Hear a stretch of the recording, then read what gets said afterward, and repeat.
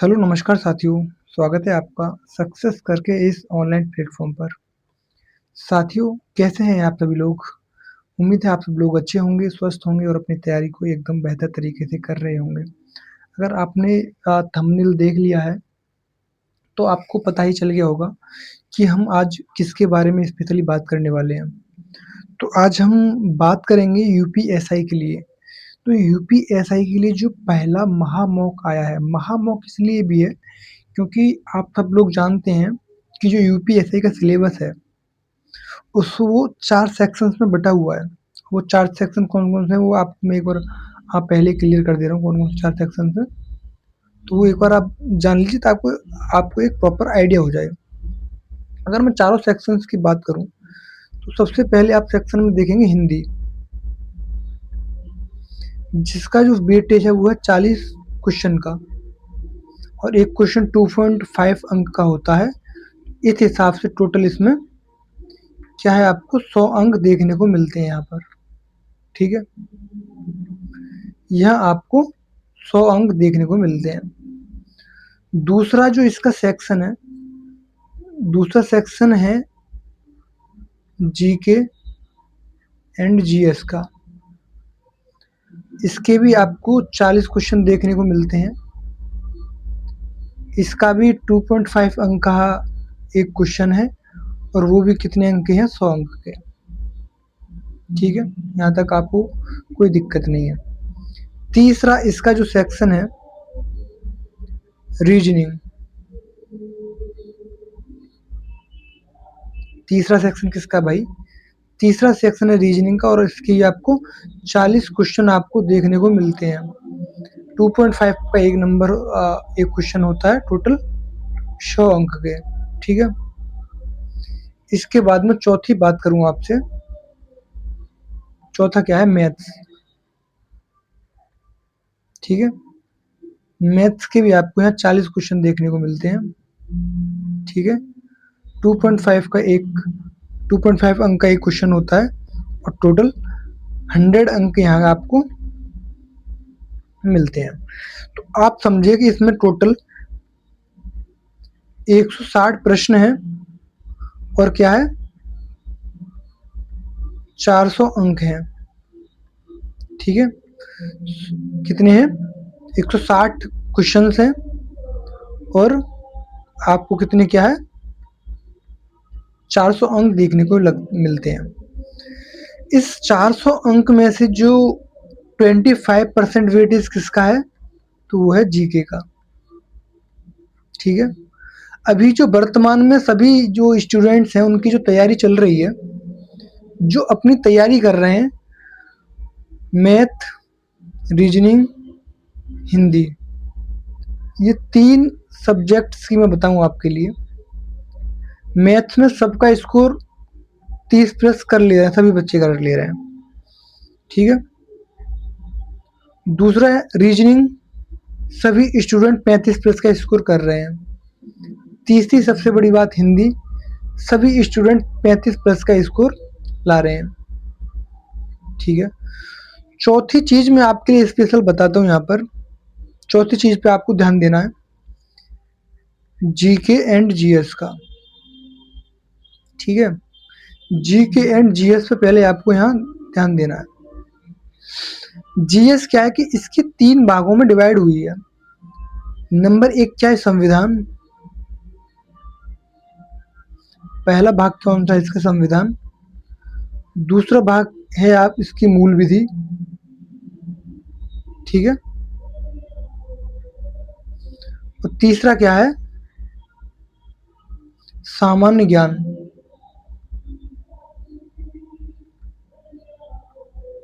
ठीक है बच्चों? तो इस सामान्य ज्ञान का जो सिलेबस है, इसमें आपको हिस्ट्री देखने को मिलेगी, जियोग्राफी देखने को मिलेगी, इकोनॉमी देखने को मिलेगी, साइंस है, इकोलॉजी एंड एनवायरनमेंट है, ठीक है? करंट अफेयर है, यूपी स्पेशल है। तो ये 4-5 सेक्शन आपको देखने को मिलते हैं। इधर आपको पूरा का पूरा संविधान यहाँ आपको देखने को मिलेगा और तीसरा मूल विधि। अब देखिए यहाँ पर इसके जो संविधान के लगभग 16 क्वेश्चन यहाँ से आते हैं। संविधान से टोटल कितने क्वेश्चन आते हैं? संविधान से टोटल 16 क्वेश्चन हमें देखने को मिलते हैं। मूल विधि से लगभग 8 क्वेश्चन हमको देखने को मिलते हैं और 16 8 कितने हो गए 24 और 16 क्वेश्चन हमें किससे देखने को मिलते हैं? जीएस से। अभी जो वर्तमान में आज सभी स्टूडेंट जो हैं, क्या है, जितने भी अभी स्टूडेंट हैं वर्तमान में, उनका जो स्कोर है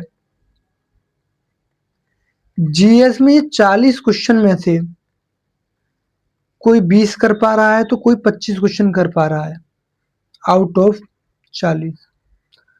तो वर्तमान में जो स्टूडेंट्स की स्थिति है ना जीएस को लेके, तो ये यहाँ पर इस तरीके की स्थिति बनी हुई है।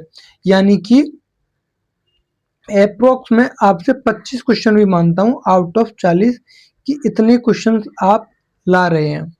यानी कि आप इसमें 10 प्लस और क्वेश्चन ऐड कर सकते हैं। लगभग इसमें आपको 35 प्लस क्वेश्चन लाने होंगे।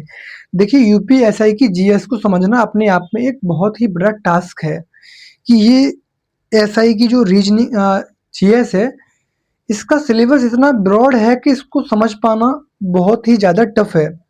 तो इसको समझने के लिए मैं आपके साथ पूरी कोशिश करूँगा कि इसको आप कैसे समझ सकते हैं। तो वही इस मॉक के माध्यम से जो मैं मॉक कराने जा रहा हूँ आपके लिए, ये मॉक मैंने उसी तरीके से डिजाइन करे हैं जिस तरीके से जो ऑफिशियल आपने वो एग्जाम देखा होगा, ऑफिशियल एग्जाम, जो ऑफिशियल एग्जाम आता है ना प्रॉपर, उसी एग्जाम पैटर्न पर मैंने ये पूरा मॉक डिजाइन किया है। आगे जब क्वेश्चन करेंगे तो आपको पता चल जाएगा हाँ कि वास्तविक ही उसी तरीके से पेपर डिजाइन है या नहीं। तो मैंने प्रॉपर पूरी कोशिश करी है कि उसका लेवल उसी तरीके से मेंटेन रहे। हर सब्जेक्ट से सभी जो भी सिलेबस है, मूल विधि, संविधान और सामान्य ज्ञान का जितना भी सिलेबस है, उस सबसे मैंने इसमें क्वेश्चन ऐड करे हैं। और क्वेश्चन सिर्फ पीवाईक्यू से क्वेश्चन नहीं है, यहाँ पर क्वेश्चन एक बहुत ही अच्छे और स्टैंडर्ड लेवल के क्वेश्चन है जो क्वेश्चन वास्तविकता में आ सकते हैं। ऐसा नहीं है कि कहीं से मैंने सिर्फ पीवाईक्यूज आपको करा रहा हूँ, ठीक है। पीवाईक्यूज कराने से कोई फायदा नहीं है ना। हाँ, पीवाईक्यूज मैंने कुछ क्वेश्चन इसमें लिए हैं, कुछ पीवाईक्यूज क्वेश्चन ऐड करे हैं ताकि कुछ ना रिपीट भी होते हैं क्वेश्चन, तो आपको वो लेवल मेंटेन दिखे, आपको ऐसा लगे कि हाँ वास्तविक की एक्चुअल पेपर उसी तरीके का है। तो मैंने इस वजह से कुछ पेपर, कुछ क्वेश्चंस पीवाईक्यूज भी लिए हैं, लेकिन कुछ अच्छे क्वेश्चंस भी मैंने अपनी तरफ से डाले हैं जिनकी आने की संभावना है। और मैं बताऊंगा कि ये क्वेश्चंस क्यों आने की संभावना है, आखिर इस साल ऐसा क्या हुआ है कि ये क्वेश्चन आएगा। और हर साल ऐसा जब भी यूपीएससी का पेपर होता है उसके जो क्वेश्चंस आते हैं, तो वो जो क्वेश्चन आते हैं वो क्यों आते हैं क्वेश्चन, इसका भी मैं आपके लिए सॉल्यूशन बताऊंगा। और इसी हिसाब से मैंने उस तरीके के सारे क्वेश्चन रखे हैं। बस आप ध्यान से एक एक क्वेश्चन को लगाते जाइए और मुझे बताते रहिए। लास्ट में आपको बताना है कि आपका कितना स्कोर आया, ठीक है। आपका कितना स्कोर आया है 40 क्वेश्चन में से, यानी 40 क्वेश्चन में से आप कितने क्वेश्चन सही कर पा रहे हैं और आपका कितना स्कोर बन रहा है, वो मेरे लिए आप कमेंट बॉक्स में बताएंगे। आपकी जीएस की गारंटी मैं ले रहा हूँ, आप गारंटी से 35 प्लस आप सिर्फ पूरे मॉक्स करते रहिए। इन मॉक्स के साथ अगर आप ज़्यादा से ज़्यादा इस मॉक्स को प्यार देते हैं, ज़्यादा से ज़्यादा बच्चों के पास शेयर करते हैं, देखिए आपके लिए पूरा मेहनत मैं करने के लिए तैयार हूँ। बस आपकी छोटी सी हेल्प चाहिए कि इस वीडियो को ज़्यादा से ज़्यादा शेयर करें, लाइक करें और सब्सक्राइब करवाएं ज़्यादा से ज़्यादा अपने दोस्तों के साथ, क्योंकि हमारा सबसे बड़ा मोटिवेशन आपका एक लाइक है, आपका एक सब्सक्राइबर है, ठीक है। तो इन सब चीज़ों को ध्यान में रखते हुए हमने अपने मॉक को तैयार किया है। तो चलिए अब हम बात करते हैं बिना समय गवाए अपने मॉक पर। तो किस तरीके से ये पूरा मॉक रहने वाला है, तो देखिए यूपीएसआई का एकदम बेहतर तरीके से हम पूरा जो है सिलेबस कंप्लीट करेंगे। इस मॉक के माध्यम से हम पूरा सिलेबस कंप्लीट कर लेंगे। आप देखेंगे स्टार्टिंग में मैं किस तरीके से आपको पूरा का पूरा सॉल्यूशन करा रहा हूँ इसका, ठीक है। तो साथियों नमस्कार, मेरा नाम है आकाश भारद्वाज। मैं आपके लिए आज महामौक लेके आया हूँ।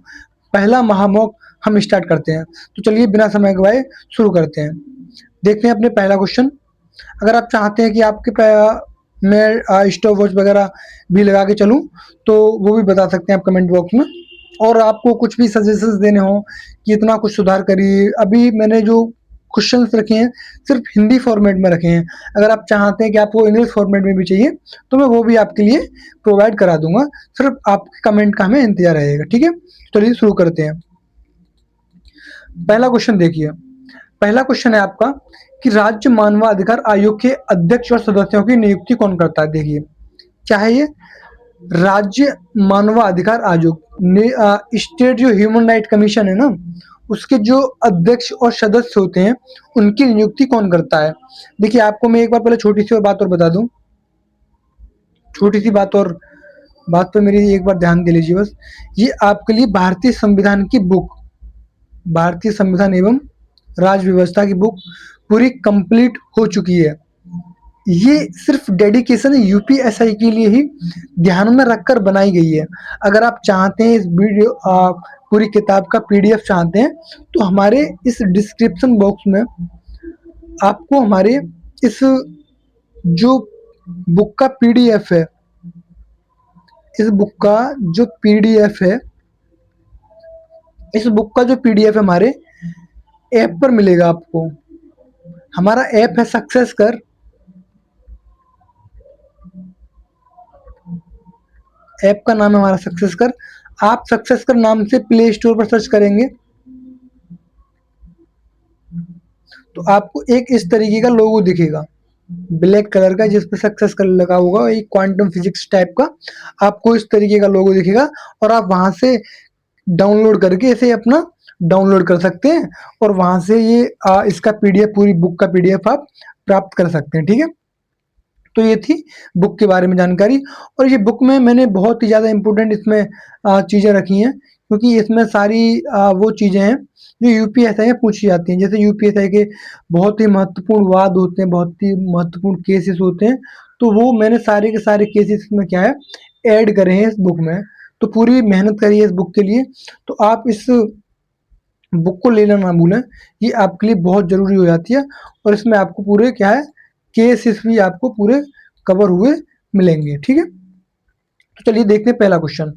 पहला क्वेश्चन कह रहा है हमारा, राज्य मानवाधिकार आयोग के अध्यक्ष और सदस्यों की नियुक्ति कौन करता है। अभी आपने क्वेश्चन पढ़ लिया होगा, तो आप फटाफट से इसका आंसर बता दीजिए।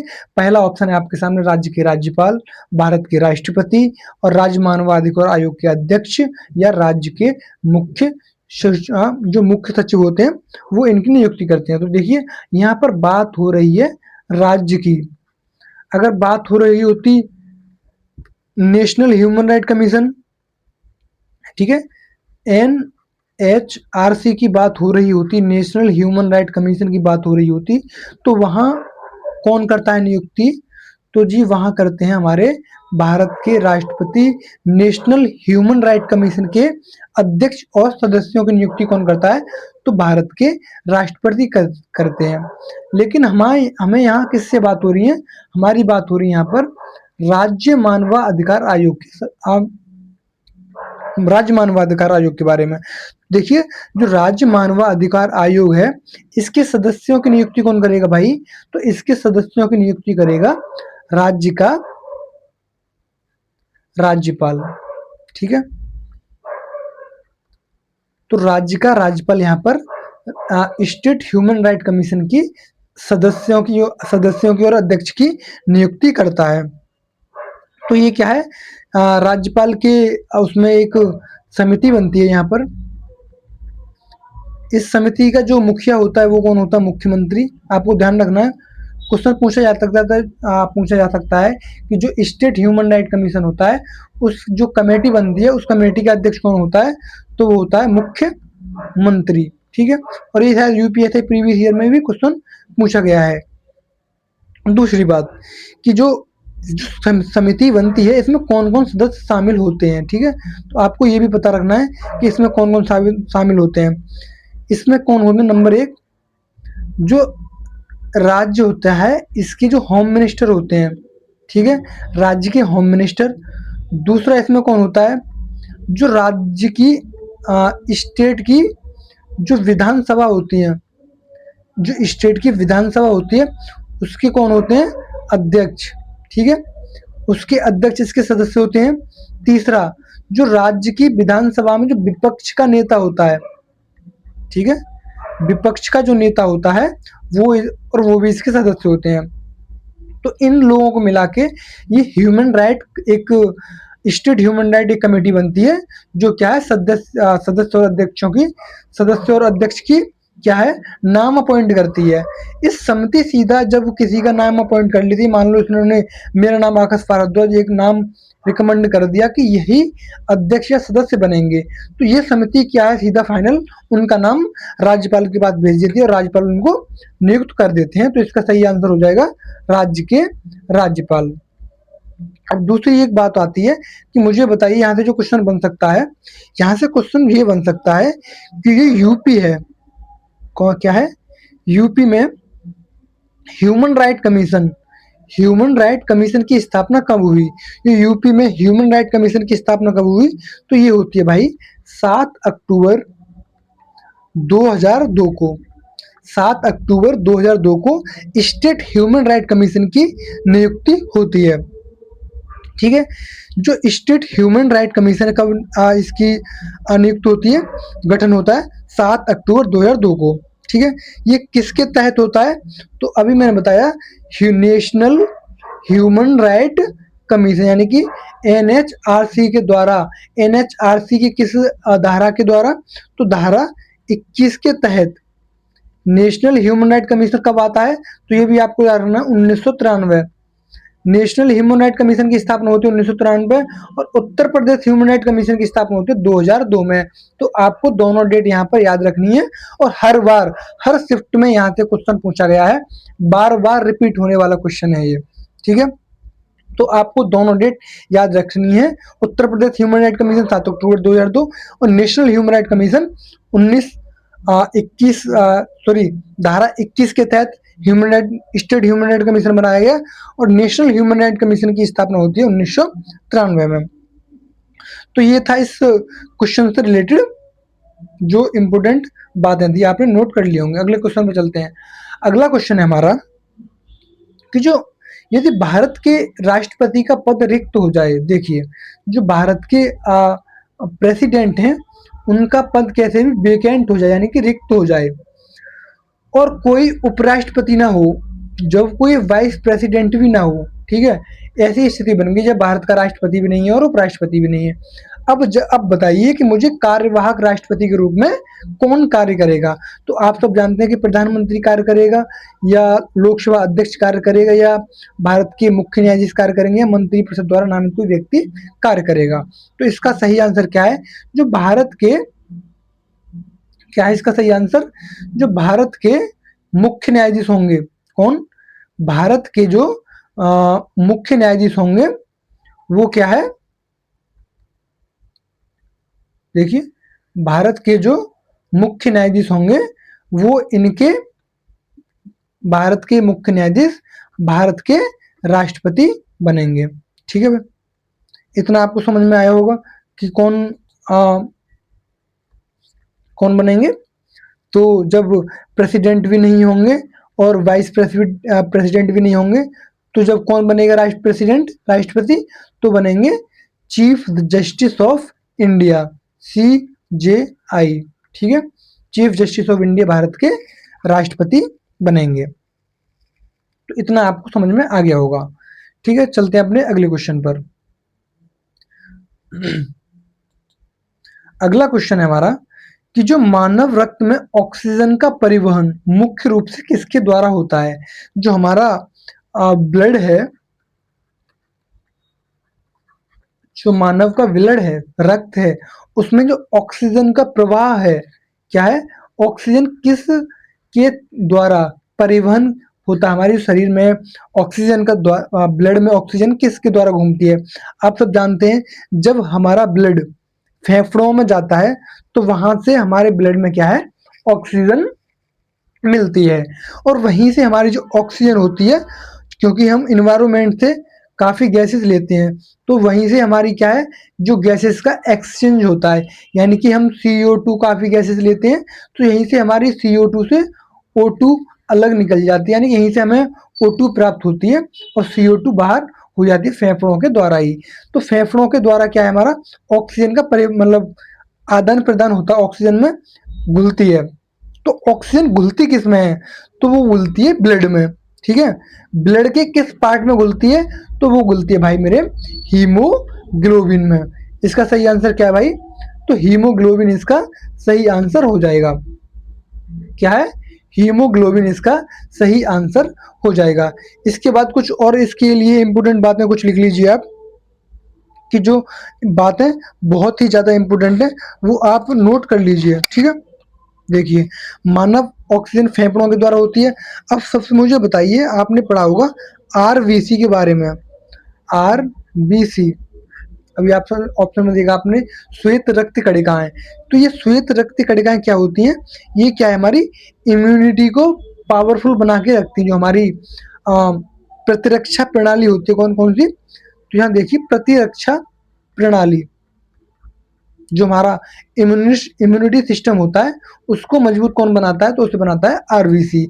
जितने ज़्यादा हमारे आरबीसी होंगे हमारे ब्लड में, हमारे बॉडी में, उतनी हमारी इम्यूनिटी पावर क्या है, मजबूत होगी।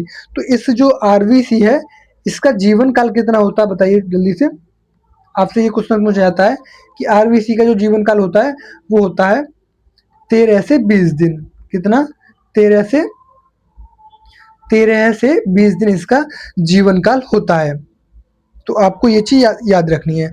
दूसरी बात क्या है, इनको दूसरे किस नाम से और जाना जाता है?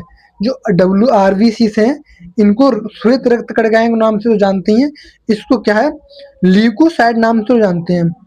क्या? ल्यूकोसाइट। इनको हम ल्यूकोसाइट नाम से भी जानते हैं। आपको ये भी चीज़ नोट करनी है कि जो हम आरबीसी से हम किस नाम से और जानते हैं इसको, तो ल्यूकोसाइट नाम से भी जानते हैं। अच्छा, इन ल्यूकोसाइट्स का निर्माण कहाँ होता है? आपसे ये भी क्वेश्चन पूछा जाता है कि जो श्वेत रक्त कणिकाएँ हैं, इनका निर्माण कहाँ होता है? तो इनका निर्माण होता है अस्थि मज्जा में। कहाँ पर? अस्थि मज्जा, यानी कि बोन मैरो में इनका निर्माण होता है। आपको ये भी ध्यान रखना है। अच्छा, इनकी जो डेथ कहाँ पर होती है?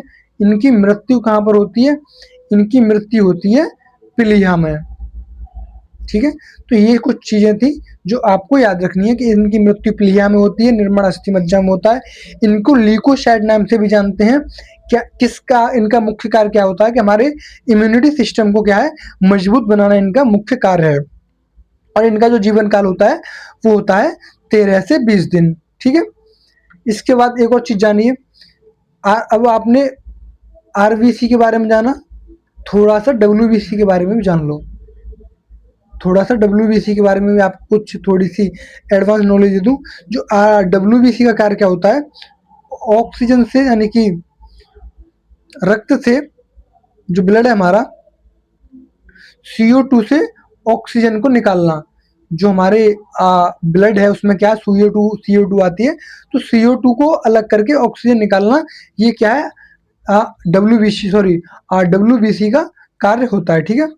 डब्ल्यूबीसी का कार्य होता है। अच्छा, डब्ल्यूबीसी का जो जीवन काल कितना होता है? तो इसका जीवन काल होता है 100 से 120 दिन, इनका जीवन काल होता है। तो डब्ल्यूबीसी का जीवन काल कितना होता है? 100 से 120 दिन। अच्छा, इनका निर्माण कहाँ होता है? तो इनका निर्माण होता है अस्थि मज्जा में। कहाँ पर? अस्थि मज्जा में इनका निर्माण होता है। इनकी मृत्यु भी कहाँ पर होती है? तो इनकी मृत्यु होती है प्लीहा में, ठीक है? स्पाइनल में इनकी, प्लीहा में इनकी मृत्यु होती है। इनको किस नाम से जानता है? जैसे आरबीसी को हमने क्या है, ल्यूकोसाइट नाम से जानते थे, इसी तरह इनको हम किस नाम से जानते हैं? तो इनको जानते हैं हम एरिथ्रोसाइट नाम से हम जानते हैं इसे। एरिथ्रोसाइट नाम से हम इनको जानते हैं। डब्ल्यूबीसी को हम एरिथ्रोसाइट नाम से जानते हैं और आरबीसी को हम ल्यूकोसाइट नाम से जानते हैं। इनका जीवन काल 120 दिन का होता है। निर्माण अस्थि मज्जा में, मृत्यु प्लीहा में। ये सब जानकारी आपको होनी चाहिए, ठीक है? इतनी जानकारी आपको पसंद आई होगी। चलते हैं अपने अगले क्वेश्चन पर।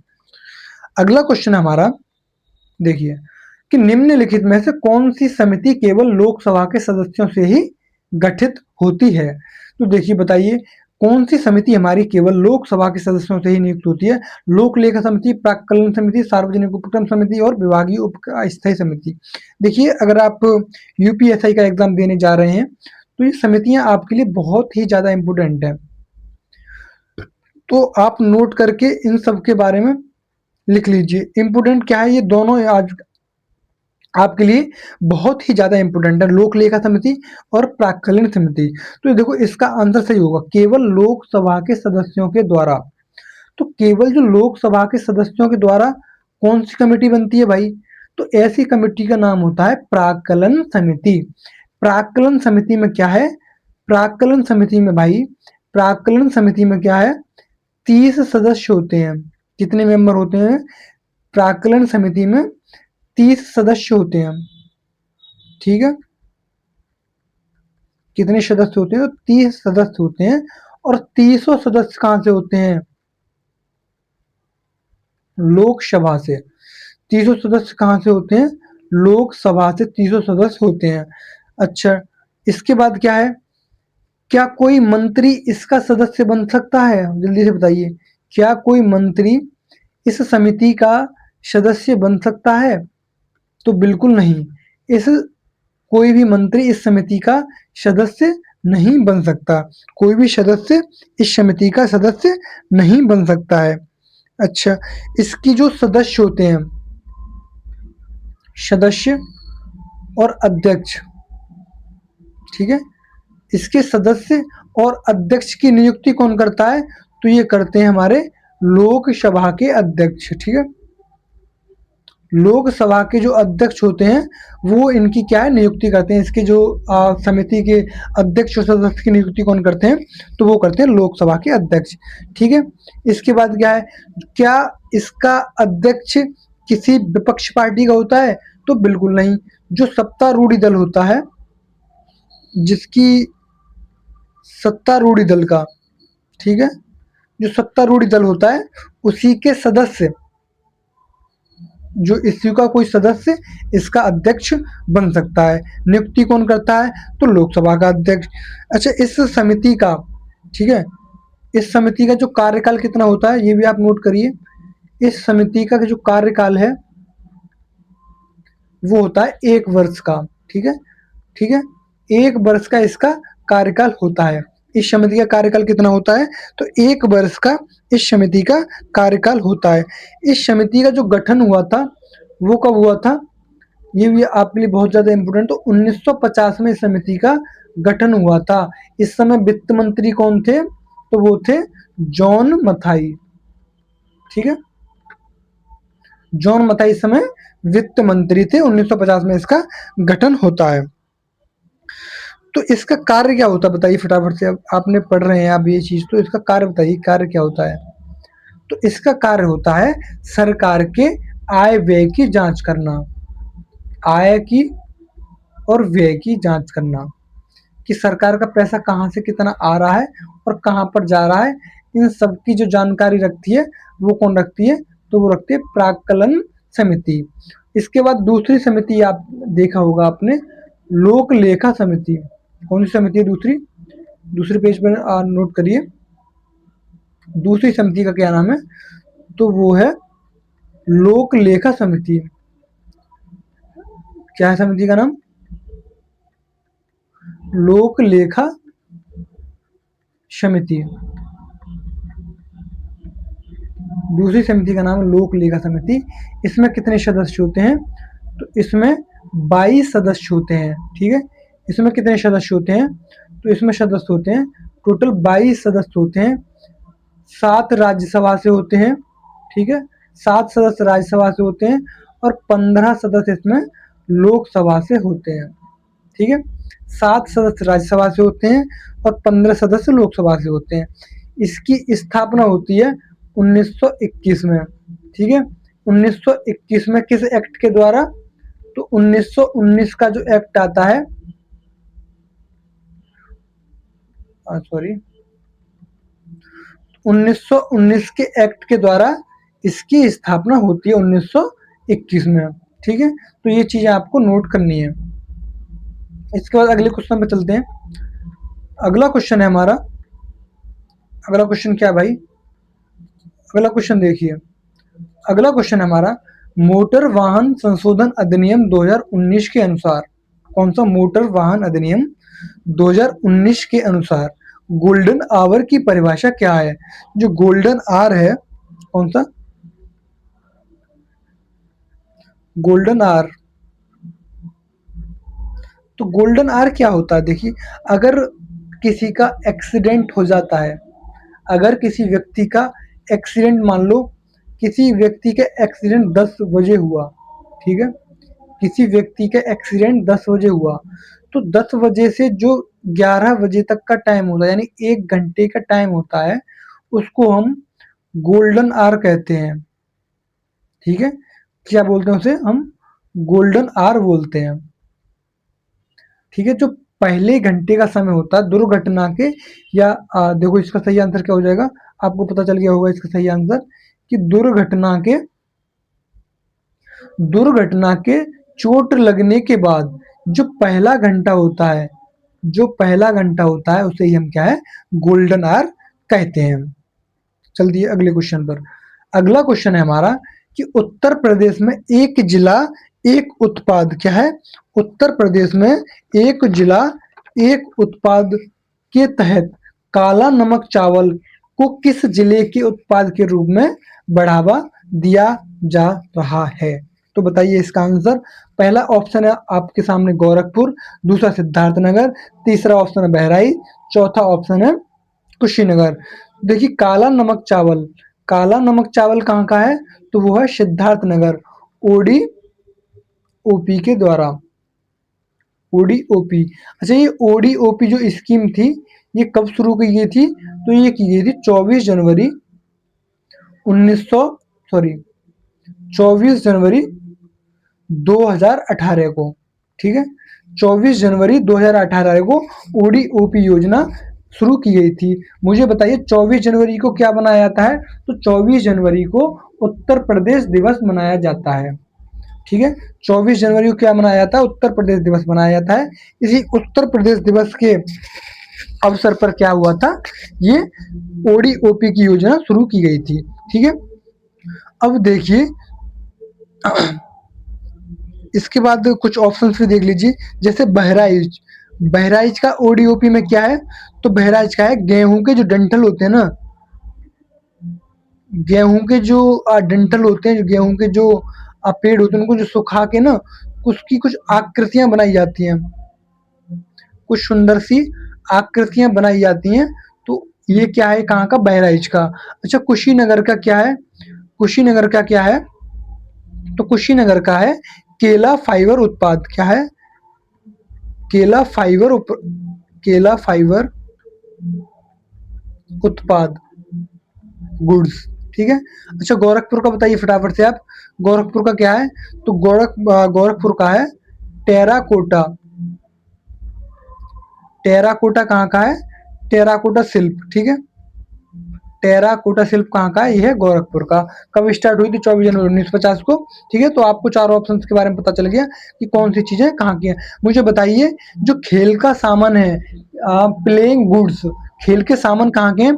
तो खेल के सामान कहाँ के हैं? मेरठ, ठीक है? आपको ये भी याद रखना है, खेल का सामान कहाँ का वन डिस्ट्रिक्ट वन प्रोडक्ट है, कहाँ का है? तो वो है मेरठ का।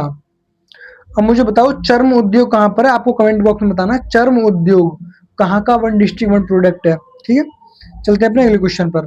अगला क्वेश्चन है हमारा, 1857 के विद्रोह के दौरान लखनऊ में विद्रोह का नेतृत्व किसने किया था? जब 1857 की क्रांति हुई थी, ठीक है? देखो, बहुत इंपोर्टेंट क्वेश्चन है आपके सामने, बहुत ही ज्यादा इंपोर्टेंट क्वेश्चन है, आपको याद रखना है। क्वेश्चन क्या कह रहा है कि 1857 की जो क्रांति हुई थी, इसके दौरान लखनऊ में विद्रोह का नेतृत्व कौन कर रहा था? तो लखनऊ में कौन कर रहा था? तो लखनऊ में विद्रोह कर रहा इनका कौन कर रहा था? तो इसका सही आंसर क्या हो जाएगा? पहला ऑप्शन रानी लक्ष्मीबाई, तात्या टोपे, बेगम हजरत महल और कुंवर सिंह। ठीक है, तो इसका सही आंसर क्या हो जाएगा? बेगम हजरत महल। बेगम हजरत महल कहाँ से कर रहे थे? तो ये थे लखनऊ से। ठीक है, रानी झांसी जिन्हें बोलते हैं लक्ष्मीबाई को, तो ये कहाँ से कर रही थी? तो ये कर रही थी झांसी से। कहाँ से कर रही थी ये? तो ये कर रही थी झांसी से। कहाँ से कर रही थी ये? तो झांसी से नेतृत्व कर रही थी। कुंवर सिंह और एक इनके भाई थे अमर सिंह। ठीक है, कुंवर सिंह और अमर सिंह कहाँ से कर रहे थे? तो ये थे बिहार से। ठीक है, तात्या टोपे कहाँ से कर रहे थे? तो ये कर रहे थे कानपुर से। अच्छा, कब शुरू हुई क्रांति? ठीक है, क्रांति कब शुरू हुई? तो ये हुई थी 10 मई 1857। कहाँ से शुरू हुई थी? तो मेरठ। मेरठ में कहाँ से? बैरकपुर छावनी। ठीक है, बैरकपुर छावनी। बैरकपुर छावनी से स्टार्ट हुई थी। अब मुझे एक और क्वेश्चन बताइए कि दिल्ली से नेतृत्व कौन कर रहा था? दिल्ली से इस 1857 क्रांति का नेतृत्व कौन कर रहा था? तो ये थे, यहाँ पर दो लोग देखने को मिलते हैं यहाँ पर। एक तो थे बहादुर शाह जफर। बहादुर शाह जफर सेकंड। ठीक है, बहादुर शाह जफर सेकंड यहाँ से नेतृत्व कर रहे थे। और दूसरा था कौन? जनरल बख्त खान। कौन से? बख्त खान। जनरल बख्त खान दिल्ली से थे और बहादुर शाह जफर। ठीक है, तो ये यहाँ से नेतृत्व कर रहे थे। 10 मई 1857 को ये स्टार्ट होता है। कहाँ पर? मेरठ से 1857 की क्रांति शुरू होती है। तो आपको सब कुछ चीजें पता चल गई हैं। चलते हैं अपने अगले क्वेश्चन पर। अगला क्वेश्चन है हमारा कि निम्नलिखित में से कौन सी समुद्री धारा वार्म करंट है, यानी कि कौन सी गर्म समुद्री धारा है? वार्म करंट कौन सी है? देखो, समुद्र में दो तरीके के करंट चलते हैं। एक होते हैं कोल्ड करंट, ठीक है, और दूसरे होते हैं वार्म करंट। तो ये पूछ रहा है आपसे कौन सा कोल्ड करंट है, कौन सा वार्म करंट है। ठीक है, तो आपको बताना है कौन सा कोल्ड करंट है, कौन सा वार्म करंट है। ऑप्शन है हमारा लेब्राडोर। ऑप्शन क्या है हमारा? कौन? पहला ऑप्शन है लेब्राडोर, दूसरा ऑप्शन है हम्बोल्ट, तीसरा ऑप्शन है कुरोशियो और चौथा ऑप्शन है बेंगुला। तो आपको गरम बताना है कि गरम धारा कौन सी है। तो इसका सही आंसर क्या हो जाएगा भाई मेरे? इसका सही आंसर हो जाएगा कि कुरोशियो क्या है? एक गरम जल धारा है। क्या है? कुरोशियो एक गरम जल धारा है। बाकी जो बची हैं ये कौन सी हैं? ये हमारी ठंडी जल धाराएं हैं। क्या है ये? ये हमारी ठंडी जल धाराएं हैं। अब मुझे बताओ क्यूरोसिवो कहाँ पर चलती है? ये जो ठंडी जल धारा है, तो ये चलती है उत्तरी प्रशांत महासागर में। कहाँ पर? उत्तरी प्रशांत महासागर में। इसके बाद बेंगुला। बेंगुला क्या है? कोल्ड करंट है। कैसा करंट है? कोल्ड करंट, यानी कि ठंडी जलधारा है। बेंगुला कहाँ पर चलती है? तो आपको बताना है बेंगुला चलती है अटलांटिक में। ATLANTIC, अटलांटिक महासागर में कौन सी चलती है? बेंगुला। इसके बाद पेरू हम्बोल्ट, इसे दोनों नाम से जानते हैं, पेरू हम्बोल्ट नाम से जानते हैं। ये भी क्या है? एक कोल्ड करंट है। कहाँ चलता है ये भी? तो ये भी अटलांटिक महासागर में चलता है। ठीक है, पेरू हम्बोल्ट कहाँ चलती है? सॉरी, अटलांटिक में नहीं, ये चलती है प्रशांत महासागर में। कहाँ पर? प्रशांत महासागर में कौन सी चलती है? Peru Humboldt. अच्छा, लेब्राडोर कहाँ पे चलती है? तो आपको बताना लेब्राडोर चलती है जी, ये भी प्रशांत महासागर में चलती है। ठीक है, तो आपको ये भी याद रखना है। तो देखिए, लेब्राडोर यहाँ लिख लीजिए आप, लेब्राडोर, हम्बोल्ट या पेरू, बेंगुला, तो ये कैसी हैं? ये है ठंडी जलधारा। और कुरोशिवो, ठीक है, कुरोशियो, सोमालिया, अलास्का, ठीक है, अग्लुहाज।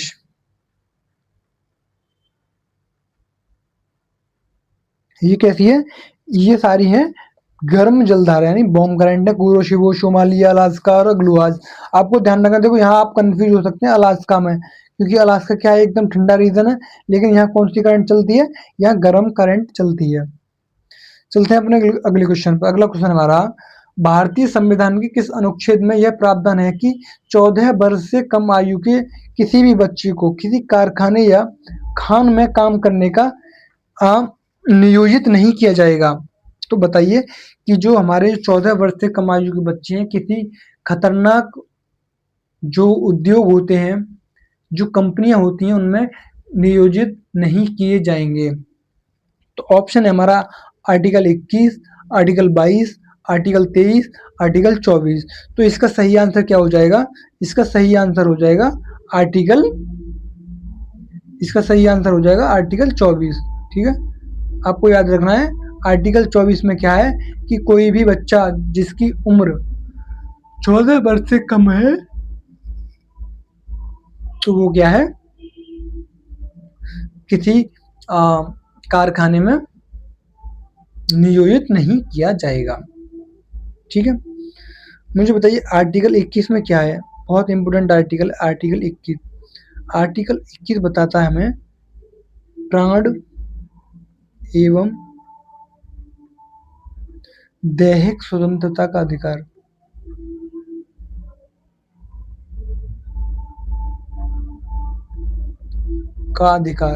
प्राण एवं दैहिक स्वतंत्रता का अधिकार। ठीक है, प्राण एवं दैहिक स्वतंत्रता का अधिकार, यानी कि आपको अपने प्राण और दैहिक स्वतंत्रता का अधिकार है।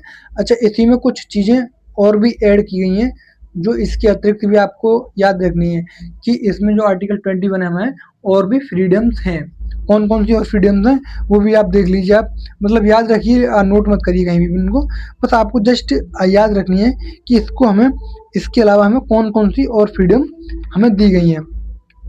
तो ये याद रखना, जैसे निजता का अधिकार, निजता का अधिकार,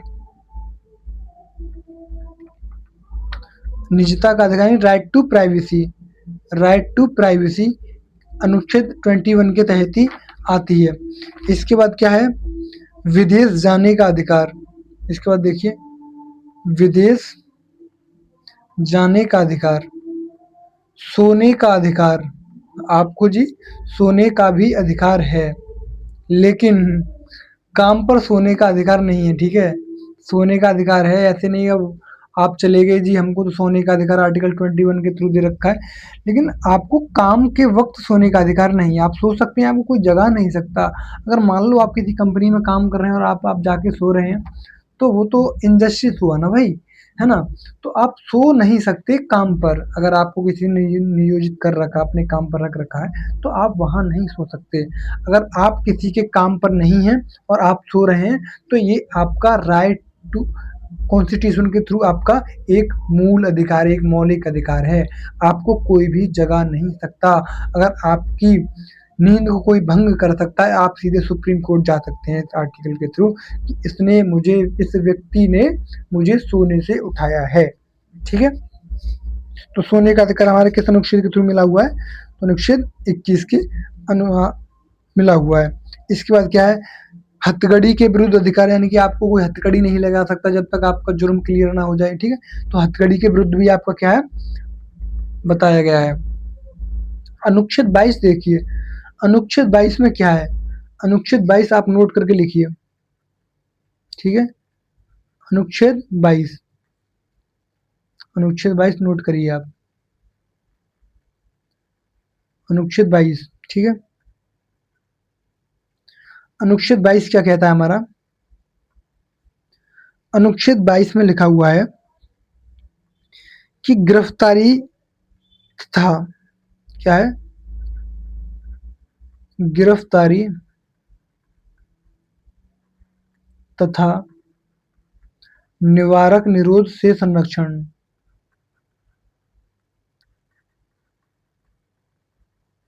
गिरफ्तारी तथा निवारक निरोध से संरक्षण। मतलब इसका मतलब ये है कि आपको गिरफ्तार तथा निवारक निरोध यानी कि प्रिवेंशन डिटेंशन के आपको कुछ छूटें मिली हुई हैं। जैसे अगर आपको गिरफ्तार कर लिया जाता है तो आपको यहाँ कुछ अधिकार दिए गए हैं। नंबर 1, गिरफ्तारी का कारण जानने का अधिकार। ठीक है, गिरफ्तारी का कारण जानने का अधिकार। दूसरा क्या है, अपनी पसंद से वकील करने का अधिकार।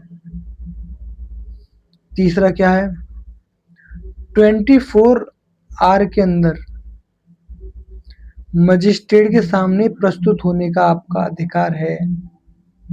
ठीक है, मजिस्ट्रेट के सामने पेश होने का अधिकार आपको दिया गया है।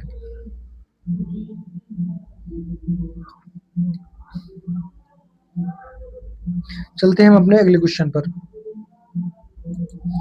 अगला क्वेश्चन है हमारा कि किस संविधान संशोधन अधिनियम द्वारा प्रस्तावना में सामाजिक, धार्मिक और अखंडता शब्द जोड़े गए। किस संविधान संशोधन अधिनियम द्वारा प्रस्तावना में समाजवादी, धर्मनिरपेक्ष और अखंडता शब्द जोड़े गए? तो बताइए आपको किस आर्टिकल के द्वारा समानता, धर्मनिरपेक्षता और अखंडता शब्द जोड़े गए? तो किस अमेंडमेंट के थ्रू? बताइए जल्दी से, ऑप्शन है आपके सामने। तो इसका सही आंसर हो जाएगा कि जो 42nd अमेंडमेंट हुआ था। कौन सा अमेंडमेंट? 42nd जो अमेंडमेंट हुआ था उसके द्वारा क्या है, 42nd अमेंडमेंट के द्वारा 42nd अमेंडमेंट के द्वारा ये प्रावधान किया गया था। किस अमेंडमेंट के द्वारा? तो 42nd अमेंडमेंट के द्वारा यह प्रावधान किया गया था। कौन सा? 42nd कॉन्स्टिट्यूशनल अमेंडमेंट में सी लिख दे रहा हूँ 1976 में। ठीक है, 1976 में ये प्रावधान ऐड किया गया था।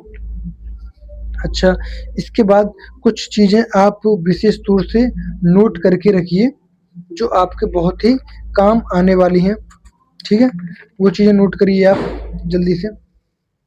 जैसे 44वां संविधान संशोधन हुआ था। आपको पता है जब 44वां संविधान संशोधन हुआ था तो इसमें क्या जोड़ा गया था? 44वें संविधान संशोधन में क्या जोड़ा गया था? 44। एक आपने संपत्ति का अधिकार पढ़ा होगा। कौन सा? संपत्ति का अधिकार। संपत्ति का अधिकार आपने पढ़ा होगा। संपत्ति के अधिकार को क्या है, पहले ये क्या था, एक मूल अधिकार था। इस मूल अधिकार को 44वें संशोधन 1978 के द्वारा विधि का अधिकार बना दिया था। विधि या कानूनी अधिकार। ठीक है, कानूनी अधिकार बना दिया था। और किस आर्टिकल में डाल दिया गया था? ये 300 क्लॉज ए में डाल दिया गया था। ठीक है, 19 से उठाकर अनुच्छेद आर्टिकल 19 एफ से उठाकर हमने कहाँ ट्रांसफर कर दिया था? 300 ए में। मूल अधिकार से हमने क्या बना दिया था? तो विधि या कानूनी अधिकार हमने ये बना दिया था। 44वां 52वां संविधान संशोधन देखिए। 52वां संविधान संशोधन 52वां संविधान संशोधन। ठीक है, ये चीज़ें भी देख लीजिए आप। जो 52वां संविधान संशोधन हुआ था, 52वां संविधान संशोधन। ठीक है, 52वां संविधान संशोधन जो हुआ था 52nd, मैं सी लिख दे रहा हूँ यहाँ पर आपके लिए। ठीक है, 52nd कॉन्स्टिट्यूशन अमेंडमेंट 1985। आपने पढ़ा होगा दल बदल। जो 10वीं अनुसूची ऐड हुई थी, शेड्यूल, जो 10वीं अनुसूची किस अमेंडमेंट के द्वारा ऐड हुई थी? तो वो हुआ था 52वां संविधान संशोधन 1985 85 में हुआ था और क्या जोड़ा गया था? दल बदल एंटी डिफेंशन लॉ ऐड हुआ था, यानी कि 10वीं अनुसूची को ऐड किया गया था 52वें संविधान संशोधन 1985 के द्वारा। इसके बाद आती है कॉन्स्टिट्यूशन अमेंडमेंट 61। कौन सा अमेंडमेंट? 61। ठीक है, 61 जो सीए है, कॉन्स्टिट्यूशन अमेंडमेंट यानी संविधान संशोधन, इसमें क्या है, जो लोकसभा एंड विधानसभा, जो लोकसभा एंड विधानसभा के जो व्यक्ति वोट करते हैं उनकी उम्र थी 21 वर्ष। ठीक है, उनकी उम्र क्या थी? 21 वर्ष प्लस। इसको घटा के क्या कर दिया था कि जो व्यक्ति 18 वर्ष का हो सकता है वो लोकसभा और राज्य विधानसभाओं में वोट कर सकता है। तो 61 के द्वारा क्या ऐड हुआ था? जो 21 से आयु कितनी कर दी थी? 21 से आयु कितनी कर दी थी? तो 18 वर्ष की आयु ऐड कर दी थी। ठीक है, चलते हैं अपने अगले क्वेश्चन पर। तो देखिए आज हम सिर्फ 10 ही क्वेश्चन देखेंगे क्योंकि वीडियो बहुत लंबा हो चुका है, तो हम छोटे-छोटे वीडियोस के माध्यम से ही हम आपके लिए पूरा सिलेबस कवर कराएँगे। तो आज का वीडियो हम यहीं रोकेंगे। आपको कमेंट बॉक्स में बताना है कि आपको यहाँ तक का वीडियो कैसा लगा। आप फटाफट से कमेंट बॉक्स में बताइए कि यहाँ तक का वीडियो आपको कैसा लगा, कि आपको जितना भी मैंने एक्सप्लेनेशन दिया वो आपको समझ में आया या नहीं आया। ठीक है, तो वो आपको बताना है कि आपको कितना समझ में आया। ठीक है, आपको बताना है कि आपको कितना समझ में आया, कि आपने अब तक क्या समझा। ये आपको बताना है कि आपने अब तक क्या समझा। ठीक है, तो चलिए आज की वीडियो हम बस यहीं रोकेंगे। उम्मीद है आपको सब कुछ एकदम अच्छे समझ में आया होगा। Thank you so much. अगर आपने अभी तक हमारे चैनल को लाइक, शेयर और सब्सक्राइब नहीं किया तो प्लीज़ कर लीजिए, क्योंकि ये सीरीज़ आपके लिए बहुत ही ज़्यादा, बहुत ही हेल्पफुल होने वाली है। मिलते हैं आपसे अगली वीडियो में, जब तक आप खुश रहिए और अपनी तैयारी करते रहिए। थैंक यू, धन्यवाद।